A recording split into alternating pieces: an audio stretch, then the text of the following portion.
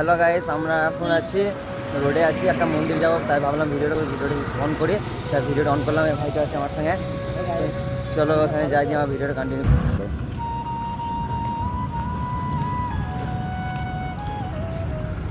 ওইখানে মন্দিরটা আছে, চলে আছি।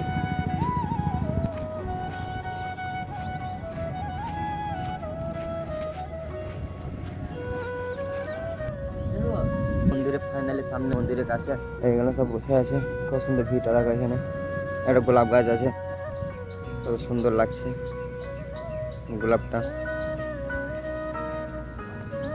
মন্দির ওটা হবে তো, চলো মন্দিরটা দেখা যায়। এখানে চারিপাশে সুন্দর জায়গাটা, চারিপাশটা দেখায়, তারপর মন্দিরের ভেতরে ঢুকে সুন্দর লাগছে জায়গাটা।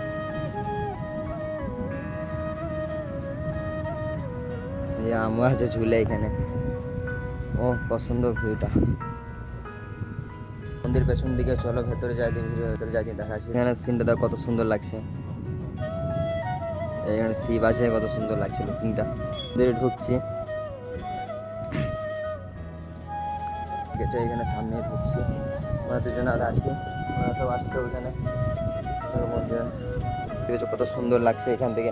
এই একটা পার্কও আছে এখানে, তোমার যদি গার্লফ্রেন্ড থাকে তাহলে নিয়ে আসবে। দেখো পার্ক কত সুন্দর লাগছে এখান থেকে।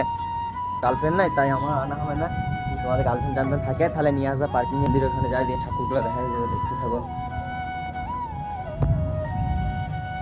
এই মন্দিরে প্রবেশ করেছি,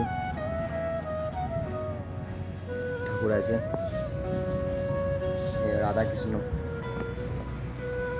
কত সুন্দর লাগছে দেখতে, বেশ সুন্দর। তোমরা এসব ঘুরতে, তোমাদেরকে ভালো লাগবে। এটা তারাপীঠের মানে একটা মানে ডাঙা আছে, ওই ডাঙার সাইডে মন্দিরটা পড়ছে। এই ডাঙা তারাপীঠের সাইডে ডাঙা আছে, ওই সাইডে মন্দিরটা পড়ছে। রোডটা ওইখানে আছে, ওই রোডের এই ধারেই পড়ছে। এখানে পুজো কোন হয়? হ্যাঁ, 10টার সময় পুজো হয় বললো।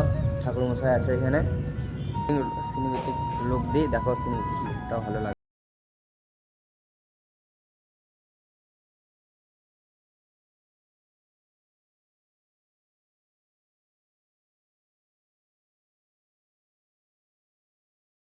আমার সঙ্গে আছে ভাইটা, এখন ছবি তুলছে, ছবি তুলতে ব্যস্ত ভাইটা।